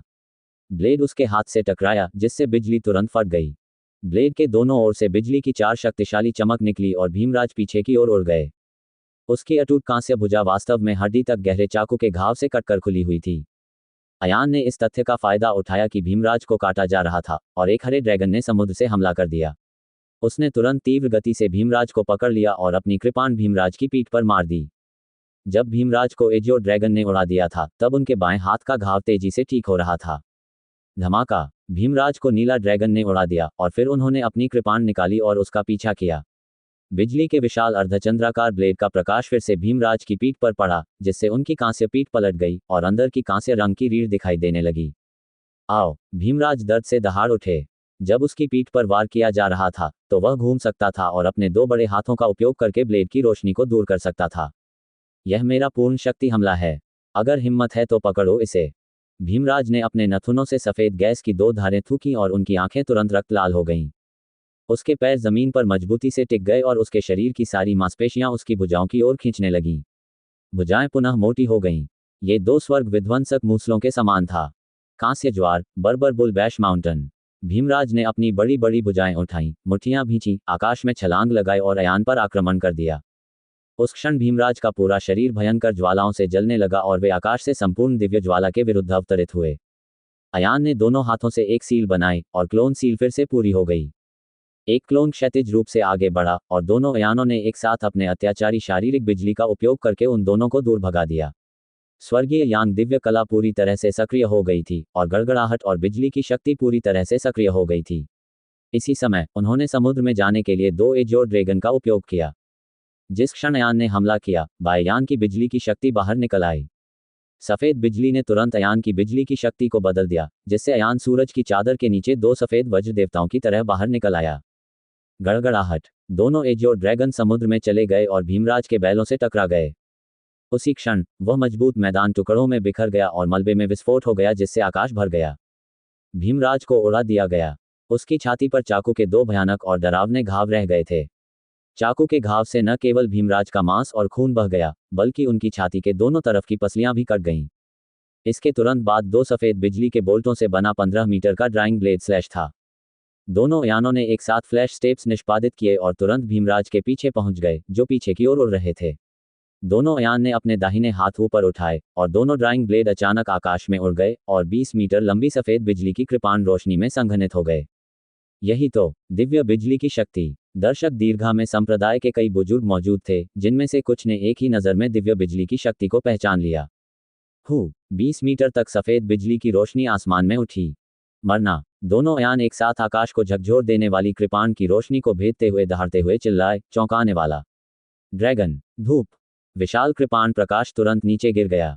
धमाका! हवा में ही भीमराज बुरी तरह चीखने लगे और कृपाण की रोशनी में घिर गए। बायान ब्लेजिंग थंडर की शक्ति ने भीमराज के शरीर को बुरी तरह से फाड़ दिया और उसका शरीर 2 भागों में विभाजित हो गया। 2 आंसू 4 में, 3 8 में विभाजित, 4 टुकड़े और 16 टुकड़े। लड़ाई खत्म हो गई थी। अयान धीरे धीरे जमीन पर उतरा और भीमराज के बिखरे शरीर के टुकड़े आसमान में उछल गए। इस समय, इस स्थिति में कुछ भी नहीं कहा जा सकता था, केवल उसके शरीर में खून उबल रहा था और जल रहा था। इस सेमीफाइनल की दूसरी लड़ाई का विजेता अयान। बुजुर्ग रविराम ने आकाश से घोषणा की। अयान गर्व से वहीं खड़ा हो गया और उसने अपनी विशाल कृपाण को ऊपर उठा लिया। विशाल कृपाण सीधे आकाश की ओर इशारा कर रहा था।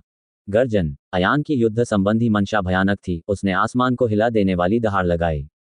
उस समय दर्शकों में हंगामा मच गया। सभी लोग उछल पड़े, एक दूसरे को गले लगाया और इस कठिन जीत का जश्न मनाने के लिए रो पड़े। अंततः अयान की सहनशक्ति अपनी सीमा से अधिक असहनीय स्तर तक समाप्त हो गई। उसने अपनी कृपाण को आकाश में ऊंचा उठाया और दहाड़ते हुए धीरे धीरे नीचे गिर पड़ा। उसे बचाओ। अखाड़े के बाहर से एक लौकी चमकती हुई आई, जो अयान को क्षैतिज रूप से उठाकर सूर्य चंद्र संप्रदाय की ओर दौड़ी। अयान को बूढ़े आदमी के पास छोड़ दो। चिंता मत करो, उसे जीवित रखो। मैं जीत गया, मैं सचमुच जीत गया। दर्शक खुशी से रो पड़े, उन्हें समझ नहीं आ रहा था कि अपने हृदय में व्याप्त उल्लास का वर्णन कैसे करें। जीतो। वह जय राक्षस भीमराज, जिसने सब कुछ पार कर लिया था, अयान द्वारा परास्त कर दिया गया। अयान ने भीमराज को मार डाला था, जिसे ड्रैगन कॉन्टिनेंट मार्शल कलाकारों को मारने में मजा आता था, और उसने उसे हर तरह से सेमीफाइनल तक कुचल दिया था। यहाँ तक कि जैक और अन्य लोग भी अपने असली हथियारों से जोर से चिल्लाने से खुद को नहीं रोक सके, तथा अपने दिलों में कई दिनों से दबा हुआ गुस्सा बाहर निकाल दिया। किसने कहा कि हमारा ड्रैगन महाद्वीप खाली है? किसने कहा कि हम केवल भीमराज की इच्छा से ही कुचले जा सकते हैं और अपनी मुट्ठियों से हिंसक रूप से मर सकते हैं? हमारे पास विशेषज्ञ भी हैं। ऐसे लोग भी थे जो अपनी कृपाणों से भीमराज का वध कर सकते थे। भीमराज मर चुका था और अयान को आधे लौकी द्वारा रिफाइना पीक पर वापस लाया गया। मैदान पर एल्डर रविराम ने फिर भी नियमों के अनुसार विजेता और फाइनल की सूची की घोषणा की। अगली लड़ाई, जो 12 कुलों की संयुक्त परीक्षा की अंतिम लड़ाई भी थी, यहीं से शुरू होगी। दो पक्ष थे, प्रकृति संप्रदाय का अयन और स्वर्गीय गहन संप्रदाय का हर्ष। अखाड़े के बाहर हर्ष ने अपना दाहिना हाथ अपनी पीठ के पीछे रखा और खुद से कहा, मुझे उम्मीद नहीं थी कि ड्रैगन महाद्वीप का यह अभियान अप्रत्याशित रूप से दुखद होगा। 5 दिव्य प्रगाढ़ संप्रदाय के शिष्य इकबाल, कबीर, गौरव और भीमराज सभी युद्ध में मारे गए। ये परिणाम हर्ष की उम्मीदों से कहीं अधिक था। अंततः हर्ष के शांत चेहरे पर उत्साह की एक झलक दिखाई दी। उसने अपने होंठ चाटे और कहा, मैंने सोचा था कि इस बार मैं उसे पूरी तरह कुचल दूंगा और आसानी से लॉरेल का ताज उतार लूंगा। लेकिन ये भी अच्छा है। यही वो लड़ाई है जो मैं चाहता हूँ। यह उस खून का स्वाद है जिसकी मुझे चाहत है। सूर्य चंद्र संप्रदाय, भाग्य शिखर। अयान की चोटों के इलाज के लिए आधी लौकी का इस्तेमाल किया गया, लेकिन उसके चेहरे पर भारीपन था। मास्टर, अयान कैसा है? कुछ फॉर्चून पीक चौथे चरण के शिष्य आधे लौकी के पास चले गए और उत्सुकता से पूछा। इस समय अयान का शरीर हवा में तैर रहा था। लौकी का आधा हिस्सा जमीन पर पैर मोड़कर बैठा हुआ था। उसने अपने दोनों हाथ ऊपर उठाए और उसके दोनों हाथों से अलग अलग रंग की हवा की 2 धाराएं बह निकलीं। हवा की 2 धाराएं धीरे धीरे अयान के चारों ओर घूम रही थीं, जिससे उसे लगातार उसकी चोटों से उबरने में मदद मिल रही थी। आधे लौकी ने सिर हिलाते हुए कहा, स्थिति आशावादी नहीं है। फिलहाल अयान की सबसे बड़ी समस्या उसकी चोटें नहीं हैं। उन्होंने कई बार आईवी लड़की की सूर्य देव तकनीक का इस्तेमाल किया है। तार्किक रूप से कहें तो अब तक उन्हें कड़ी प्रतिक्रिया झेलनी पड़ जानी चाहिए थी, लेकिन देखिए, जब शिष्यों ने देखा तो उन्हें सूर्य देव तकनीक का कोई प्रतिकूल प्रभाव नहीं दिखा। एक शिष्य ने उत्सुकता से पूछा, ऐसा क्यों? छोटे भाई अयान अब कैसे हैं? आधे लौकी ने गहरी सांस ली और कहा, एक मार्शल कलाकार का भौतिक शरीर एक नश्वर व्यक्ति की तुलना में कहीं अधिक मजबूत होता है। भले ही उसके शरीर को छेद दिया जाए या उसके अंग काट दिए जाएं, लेकिन अगर उसे समय पर उपचार मिल जाए तो वह फिर भी ठीक हो सकता है। लेकिन एक चीज ऐसी है जिसे पुनः प्राप्त करना बहुत कठिन है, और वह है मेरिडियन। मुझे नहीं पता कि अयान ने किस तरह के मार्शल कौशल का इस्तेमाल करके अपनी ताकत को इतना बढ़ा लिया।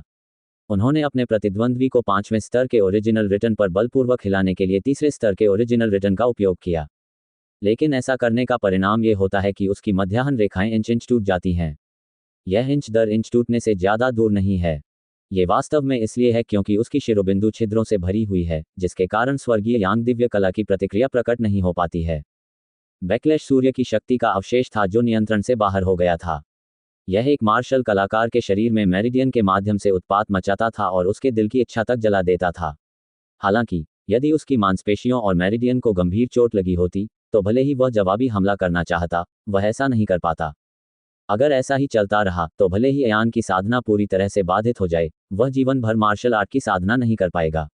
आधी लौकी ने आह भरी। रिफाइना पीक के शिष्यों को अंततः मामले की गंभीरता समझ में आ गई। कोई आश्चर्य नहीं कि जीवन में हमेशा हंसने वाला आधा लौकी इतना गंभीर हो गया था। तो क्या करें मास्टर जी, क्या हम अयान को नहीं बचा सकते? वह अभी भी 3 दिन बाद होने वाले फाइनल में भाग लेंगे। शिष्य बहुत चिंतित थे और अपने कान और गाल खुजला रहे थे। बूढ़ी लौकी, अगर तुम्हारे पास कोई विचार है तो मुझे बताओ। आईवी ही वह थी जो अंदर आई। नमस्कार पीक मास्टर। फॉर्चून पीक के शिष्यों ने जल्दी से अपनी मुट्ठियां बांध लीं और झुक गए। आईवी ने हाथ हिलाकर कहा, तुम सब लोग बाहर निकल जाओ। उन शिष्यों ने अवज्ञा करने का साहस नहीं किया और जल्दी से बाहर भाग गए, क्योंकि उन्हें डर था कि आईवी अपने एकमात्र शिष्य को खो देगी और अपना आपा खो देगी। लॉकी का आधा हिस्सा जमीन पर पैर मोड़कर बैठ गया और बोला, एवी लड़की, तुम्हें पता होना चाहिए कि तुम्हारी मेरिडियंस की चोटों को ठीक करना सबसे मुश्किल है। मेरिडियन वे चैनल हैं जिनके माध्यम से युआन क्यू प्रसारित होता है। यदि आध्यात्मिक समुद्र नष्ट हो जाए तो आपको केवल शुरुआत से ही शुरुआत करनी होगी। लेकिन उनकी मध्याह्न रेखाएं नष्ट हो गई हैं। भले ही उसके पास अभी भी एक शक्तिशाली आध्यात्मिक सागर है, लेकिन उसके युआन क्यूई को कहीं नहीं जाना है। बकवास बंद करो, आईवी ने ठंडे स्वर में डांटा, मैं ये सब समझती हूँ। मुझे आपसे केवल एक वाक्य चाहिए, क्या आप मेरे शिष्य को बचा सकते हैं? आधे लॉकी ने शराब का घूंट लिया और कहा, एक तरीका है, लेकिन हो सकता है वह काम न करे। अयान की सभी मध्याह्न रेखाएं खुल गई हैं। ये कहा जा सकता है कि वे अलग हो गए हैं। अगर जरा सा भी अंतर हुआ तो उनका एक एक इंच टूट जाएगा। इसलिए यदि हम उसकी मध्याह्न रेखाओं की मरम्मत करना चाहते हैं तो हमें एक ही समय में उसकी सभी मध्याह्न रेखाओं को जलाना होगा। क्या बकवास कर रहे हो तुम? आईवी ने अपनी भौहें उठाईं और कहा, अगर उसकी सभी मेरिडियन जल गईं तो मैं उसे कैसे बचा सकता हूँ? आधे लॉकी ने अपना सिर हिलाया। कोई और यह नहीं कर सकता, लेकिन मैं ये कर सकता हूँ। मैं उसकी शिरोबिंदुओं को जला सकता हूँ और उन्हें विनाश और पुनर्जन्म की गहराइयों में भटकने दे सकता हूँ। लेकिन अग्नि स्नान के बाद उसकी शिरोबिंदु पुनर्जीवित हो सकती है या नहीं, यह उसकी इच्छाशक्ति और उसकी प्रतिभा की ताकत पर निर्भर करता है। बूढ़ी लॉकी, सच बताऊं तो तुमने कितनी बार ये तरीका अपनाया है? आप कितनी बार सफल हुए हैं? आईवी ने पूछा। मैंने अपने जीवन में इसका प्रयोग केवल 3 बार किया है, लेकिन मैं तीनों बार असफल रहा। आईवी लड़की, ये निर्णय बहुत गंभीर है। इसका निर्णय अयान की ओर से आपके स्वामी को करना होगा, अर्ध लॉकी ने कहा। आईवी शर्मा गई। उसने हवा में अयान की ओर देखा और कहा, अयान, तुम फैसला करो। क्या आप आजमाने के इच्छुक हैं? मैं आपको बता दूं, यदि आप प्रयास करने के लिए दृढ़ हैं तो असफल होने पर आप निश्चित रूप से मर जाएंगे। यदि आप प्रयास नहीं करेंगे तो भी आप अपना जीवन बचा सकेंगे, लेकिन आपको फिर कभी मार्शल आर्ट का अनुभव नहीं होगा। यदि आप कोशिश करना चाहते हैं तो अपनी आंखें 3 बार झपकाएं। हवा में ही अयान ने कमजोरी से अपनी आंखें खोलीं और कहा, मैं कोशिश करना चाहते हैं। ठीक है। आधा लॉकी उछल पड़ा, अगर तुम 1 मिनट और देर करोगे तो तुम और अधिक खतरे में पड़ जाओगे। अब मैं तुम्हारे शरीर में आग की 2 धाराएं डालूंगा। आधी लॉकी वाली हथेली अयान के आध्यात्मिक समुद्र पर उतरी, जबकि बाईं हथेली अयान के सिर पर उतरी। ये वह मारक क्षमता है जिसका उपयोग मैंने गोलियों को परिष्कृत करने के लिए किया था। इसके बाद ये 2 अग्निशक्तियां जितनी जल्दी हो सके आपकी मध्याह्न रेखाओं को जला देंगी, अर्ध लॉकी ने बहुत तेज आवाज में कहा, क्योंकि यह तुरंत अयान की विषम मध्याह्न रेखाओं के 8 मध्याह्न रेखाओं में जा घुसी। और अगले 3 दिन और रात तक तुम्हें हर समय इस आग की पीड़ा सहनी पड़ेगी। यदि आप जीवित बच गए और पुनर्जीवित हो गए तो आपकी मध्याह्न रेखाएं बहुत तेजी से बढ़ेंगी। यदि आप असफल हो गए तो आप कभी भी उबर नहीं पाएंगे। लॉकी का आधा हिस्सा जमीन पर पैर मोड़कर बैठ गया और उसने अपने हाथ थोड़े ऊपर उठा लिए। जैसे ही दोनों हाथ हवा में फिसले, अयान का शरीर अचानक धीरे धीरे घूमने लगा। आधे लॉकी ने अयान के शरीर की मारक क्षमता को नियंत्रित किया और उसकी मेरिडियन को लगातार परिष्कृत किया। बच्चे अयान, मुझे आशा है कि तुम्हारी प्रतिभा इतनी मजबूत है कि तुम टिक सकोगे। इस समय अयान को ऐसा महसूस हो रहा था जैसे वह पापमोचन की आग में नहा रहा हो, और उसका दर्द अवर्णनीय था। आईवी दरवाजे पर स्थिर खड़ी रही। उसकी नजरें एक पल के लिए अयान पर टिकी रहीं और बोली, अयान, मास्टर तुम पर नजर रख रहे हैं। चिंता मत करो, अगर यह बूढ़ा लॉकी तुम्हें नहीं बचा सका तो मैं इसे एक हथेली से काटकर मार डालूंगा और फिर आत्महत्या कर लूंगा। हम तीनों नरक के रास्ते पर साथी होंगे। ये सुनकर लॉकी का आधा हिस्सा मुस्कुराया। ऐसा कहा जा सकता है कि अयान के शरीर में स्थित सभी मेरिडियन एक ही समय में पूरी तरह जल गए थे, तथा समय में लगभग कोई स्पष्ट अंतर नहीं था। ये छोटा सा काम पिल मास्टर के लिए आधी लॉकी से करना बहुत आसान था। आधा लॉकी जमीन पर पैर फैलाकर बैठा था, उसके हाथ लगातार आकाश में आगे पीछे घूम रहे थे, फिर भी वह अयान के शरीर की मारक क्षमता को नियंत्रित कर रहा था। उन्होंने कहा, बच्चे अयान, ध्यान से सुनो। आपकी मेरिडियन लगभग जल चुकी हैं। यह अभी पूरी तरह से जला नहीं है, इसलिए मैं अगले 3 दिनों तक आपके शरीर में बची हुई मारक क्षमता को वापस नहीं लूंगा। मैं आपकी मध्याह्न रेखाओं को अस्तित्व और विनाश के बीच मृत्यु की रेखा पर रखना चाहता हूं। याद रखें, आपका आध्यात्मिक सागर अभी भी बरकरार है। दर्द का प्रतिरोध करने के लिए आपको युआन क्यूई का थोड़ा सा भी हिस्सा प्रसारित नहीं करना चाहिए। क्या तुम समझ रहे हो? अयान इतना दुखी था कि वह कुछ और नहीं कह सका। उसने बस कठिनाई से अपना सिर हिलाया। आधे लॉकी ने कहा, तो अगला कदम आपके मध्याह्न रेखाओं के पुनर्निर्माण का समय है। क्योंकि तुम युआन क्यूई का उपयोग नहीं कर सकते, इसलिए मैंने तुम्हारे शरीर में जो मारक शक्ति छोड़ी है वह तुम्हारी युआन क्यूई का विकल्प है। मैं यह नहीं कर सकता। ये काम आप स्वयं ही कर सकते हैं। मैं आपको गोली की लपटों को नियंत्रित करने के लिए उच्च स्तरीय मानसिक तकनीकों का एक सेट सिखाऊंगा। इन्हें ध्यानपूर्वक याद रखें। पबफ्यूचर द्वारा विज्ञापन। अयान ने फिर सिर हिलाया।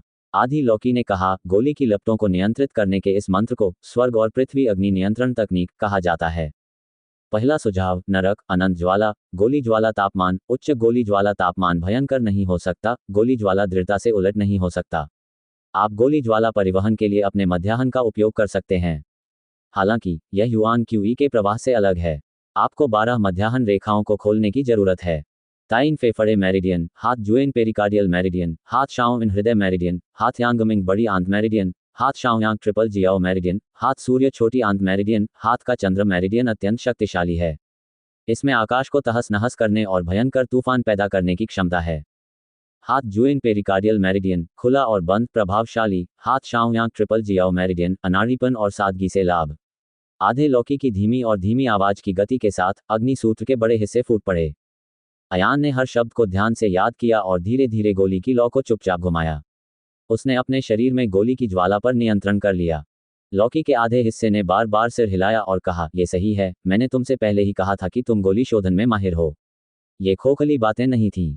मैंने यह बात केवल एक बार कही थी और आप स्वतंत्रतापूर्वक दौड़ने में सक्षम हो गए थे। अभी मैं तुम्हें सिखाऊंगा कि गोली की लपटों का उपयोग करके अपनी मेरिडियन का पुनर्निर्माण कैसे किया जाता है। ये दो पूरी तरह से अलग अलग व्यवहार हैं, आपकी मेरिडियन का पुनर्निर्माण करना और गोलियों को परिष्कृत करना। आपकी जरूरत है। आईवी दरवाजे पर चुपचाप खड़ी रही, उसकी आंखें एक पल के लिए भी अयान के शरीर से नहीं हटीं। आधी लौकी ने अयान को आग पर नियंत्रण की उच्च तकनीक सिखाई और उसकी आंखें कोमल हो गईं। लौकी का आधा हिस्सा लापरवाह स्वभाव का था। सामान्यतः उनके निजी शिष्य भी मुसीबत से डरते थे। उनके पास उनके साथ मिलकर गोलियों का एक बैच तैयार करने के बहुत कम अवसर थे। यदि उन्हें ऐसा अवसर मिले तो उनकी गोली शोधन तकनीक निश्चित रूप से बहुत तेजी से उन्नत होगी। पबफ्यूचर द्वारा विज्ञापन। हालांकि अयान के लिए लौकी का आधा हिस्सा पैसे की बर्बादी थी। इससे ये पता चलता है कि वह अपने दिल की गहराइयों से इस अयान लड़के को बहुत पसंद करता था। बहुत जल्दी ही आधा दिन बीत गया। आधे लौकी ने राहत की लंबी सांस ली और कहा, मैंने पहले ही ब्रह्मांड अग्नि नियंत्रण तकनीक के मंत्रों का उपयोग कर लिया है। मैंने अपनी सारी अंतर्दृष्टि तुम्हें सिखा दी है। मैं तुम्हें और कुछ नहीं सिखा सकता। अगले विचार का आधा हिस्सा आपकी अग्नि नियंत्रण तकनीक है और शेष आधा हिस्सा आपकी इच्छा शक्ति है। छोटे बच्चे अयान, मैं तुम्हारी प्रशंसा करता हूँ, इसलिए नहीं कि तुम बुराई से ईर्ष्या करते हो, बल्कि इसलिए कि तुम असाधारण रूप से प्रतिभाशाली हो। बल्कि मैं आपके साहस और वीरता की प्रशंसा करता हूँ। मैं आपके हृदय में छिपी मार्शल आर्ट की भावना की प्रशंसा करता हूँ। मार्शल शब्द अत्यंत रहस्यमय है। जो लोग बेतरतीब ढंग से मार्शल कौशल का प्रदर्शन करते हैं और बेतरतीब ढंग से अपनी युआन क्यूई की ताकत के लिए लड़ते हैं, वे मार्शल कलाकार कहलाने के योग्य नहीं हैं। उन्होंने मार्शल शब्द के सार और गहन अर्थ को कलंकित कर दिया है। मार्शल आर्ट न केवल एक युद्ध तकनीक है, नहीं, ये दुश्मन को हराने का एक तरीका है। साथ ही यह एक प्रकार की दृढ़ता और अडिग भावना भी है। यह आत्म सुधार के लिए प्रयास करने की एक प्रकार की भावना भी है। आपके हृदय में स्थित मार्शल आर्ट आपका दाव हृदय है। यदि आप अपने दाव हृदय को थामे रख सकें तो आपकी इच्छाशक्ति मजबूत होगी। याद रखो मैंने क्या कहा था। शेष 2 दिनों में आप अपने आप पर नियंत्रण रख सकेंगे। आप जिएं या मरें, यह आपके अपने अच्छे भाग्य पर निर्भर करता है। इतना कहकर लौकी का आधा हिस्सा खड़ा हो गया और आईवी से बोला, बेटी, बाहर जाओ। दोनों के कमरे से बाहर जाने के बाद उन्होंने दरवाजा कसकर बंद कर दिया। बूढ़ी लौकी। आईवी ने गंभीर स्वर में कहा, आपको क्या लगता है कि मेरे शिष्य के बचने की कितनी संभावना है? आधे लौकी ने आह भरते हुए कहा, अधिकतम 10%। ऐसा इसलिए है क्योंकि उसकी प्रतिभा काफी अच्छी है और उसकी इच्छाशक्ति काफी दृढ़ है। हालांकि आईवी लड़की, चिंतित मत हो। मेरी बात सुनो।